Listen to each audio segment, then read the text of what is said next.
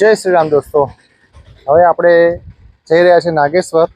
અહીંયા તમે જોઈ રહ્યા છો કાઉ આવી ગઈ છે રસ્તા ઉપર અને અમારી કાર અહીંયા રોડની વચ્ચે અમે ઊભી રાખી છે. આ એક બસ સ્ટેન્ડની જગ્યા મળી ગઈ છે અમને. એક ગામ છે અને આ જગ્યાએ અમે લોકો કરી રહ્યા છીએ લંચની તૈયારી. કે તમે જોઈ શકો છો દર્શના અને મમ્મી જે છે એ અત્યારે રસોઈ બનાવી રહ્યા છે. રોટલી જે છે અત્યારે બની રહી છે. મમ્મી જે છે રોટલીને અત્યારે બનાવી રહી છે, વણી રહી છે અને આ ચડાવે છે દર્શના. હાર્વિશભાઈ વેઇટિંગ કરી રહ્યા છે જમવા માટેની. અને આ જે રોડ જે છે એ છે નાગેશ્વર જવાનો રસ્તો જે છે. ત્યાં સામે તમે જોઈ રહ્યા છો રોડ ઉપર ઘણી બધી કાર આવી રહી છે. લોકેશન સારું એવું છે. આ એક ગામ છે, ગામનું નામ મને આઈડિયા નથી. નામ એનું હમુસર ગામ છે. બસ સ્ટેન્ડ એની એક્ઝેક્ટ એની અંદર અમે ઊભી રાખી છે ગાડી અમારી. અને ત્યાં અમે લોકો પિકનિક સ્પોટ બનાવીને અહીંયા જમવાનું બનાવવાની તૈયારી કરી રહ્યા છીએ. સામેથી પણ કાર આવી રહી છે. અત્યારે અમે લોકો આવ્યા છીએ બેટ દ્વારકાથી રિટર્ન થઈ રહ્યા છીએ અને જઈ રહ્યા છીએ અમે નાગેશ્વર મહાદેવ જે જ્યોતિર્લિંગ છે એ જગ્યાએ જઈ રહ્યા છીએ. આ રોડ એકદમ લાઈવ થઈ ગયો છે કારણ કે અત્યારે બધા જ બેટ દ્વારકાથી લોકો અત્યારે અહીંયા નીકળી ગયા છે અને બધા જ નાગેશ્વર જઈ રહ્યા છે. તો દોસ્તો, આવું એક પિકનિક સ્પોટ ખરેખર લાઈફમાં કરવું જરૂરી છે. કે તમે બહાર હોટલમાં તો જમવા જાઓ છો જ, અમે પણ જઈએ છીએ, પણ એકાદ ટાઈમ આવો એક સિચ્યુએશન સેટિંગ કરીએ છીએ અમે લોકો. તો એક ટાઈમ એવો ફ્રી ટાઈમ હોય અમને કે જ્યાં અવેલેબિલિટી હોય છે વસ્તુ જે અમે લોકો લઈને જતા હોઈએ છીએ.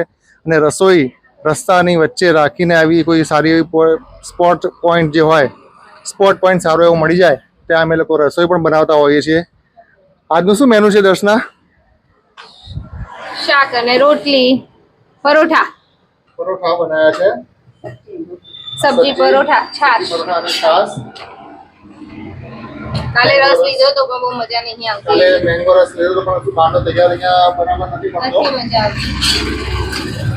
એટલે આજે તમે જોઈ રહ્યા છો એકદમ મસ્ત એવી રોટલી બની રહી છે, સોરી પરોઠા બની રહ્યા છે. તેલની બોટલ હાથમાં લઈને બેઠી છે અને હાર્વિસ જે છે વેઇટિંગ કરી રહ્યો છે ભાઈ ક્યારે ફટાફટ જમવાનું બની જાય. હે હાર્વિસ? તો દોસ્તો, તમને પણ રિક્વેસ્ટ છે કે જ્યારે બી તમે પિકનિકમાં જતા હોય તમારી ફેમિલી સાથે, તો આવી એક પિકનિક જરૂરથી કરજો. કોઈ સારી એવી જગ્યા લઈને, ખેતર હોય, જંગલ એરિયા હોય, કારણ કે રોડ ઉપર તમે લોકો સ્ટે કરજો અને ત્યાં પણ તમે તમારું કોઈ વસ્તુ ભોજન જે છે બનાવવાની પ્રયત્ન કરજો. ખરેખર ખૂબ જ મજા આવશે. એ જે ભોજન તમે જમશો એ ખરેખર બહુ તમને એકદમ યાદગાર તમારી રહી જશે.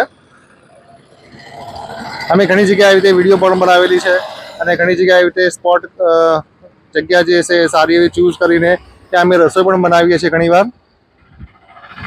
તો બસ દોસ્તો, તમને લોકોને આ વિડીયો કેવી લાગી? જો પસંદ આવી તો આને લાઈક, સબસ્ક્રાઈબ જરૂરથી કરજો. HDV લાઈફ અમારી કાર જે છે એ તમે જોઈ રહ્યા છો આજે બેટ દ્વારકા જઈને આવી છે અને ફર્સ્ટ ટાઈમ કોઈ આઇલેન્ડ ઉપર અમારી કાર ગઈ છે. હોપ સો કે ઘણા બધા આઇલેન્ડ જે છે એની પર અમારી કાર જાય. દોસ્તો, જમવાનું રેડી થઈ ગયું છે. તમે જોઈ રહ્યા છો આ જે છે પરોઠા, સબ્જી ટીંડોળાનું અને સાથે મીઠાઈ, લડ્ડુ. હાર્વિસને જલસા પડી ગયા છે લાડુ ખાવાના. અમે અત્યારે ગાડીમાં બેસી ગયા છે કારણ કે બહાર પવન બહુ વધારે છે અને ગરમી તો નથી પણ પવન તો છે વધારે. એટલે અમે લોકો અંદર ગાડીમાં બેસી ગયા છીએ. એસી ઓન છે અને જો પાછળ દર્શના તો મંડી જ પડી છે. કહેવાય છે ને રસોઈ જે બનાવતો હોય એને ભૂખ જલ્દી ના લાગે અને પહેલાં જે ખાવા માંડી છે. પાછળ મમ્મીને 2 જણા બેસી ગયા છે અને અમે લોકો આગળ. અને અત્યારે ટાઈમ થયો છે લગભગ 2:18. 2 વાગી ગયા છે, 2:15. તો અમે લોકો જમવા બેસી. કેવું બન્યું છે જમવાનું હરીશ? ચકાચક. ખરેખર મસ્ત બન્યું છે ને?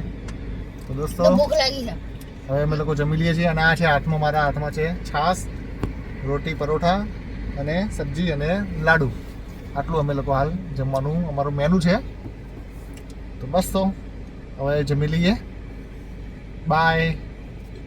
Thank you very much. મળીશું હવે નેક્સ્ટ વિડીયોમાં. ત્યાં સુધી તમને લોકોને જય હિન્દ, વંદે માતરમ, ભારત માતા કી જય.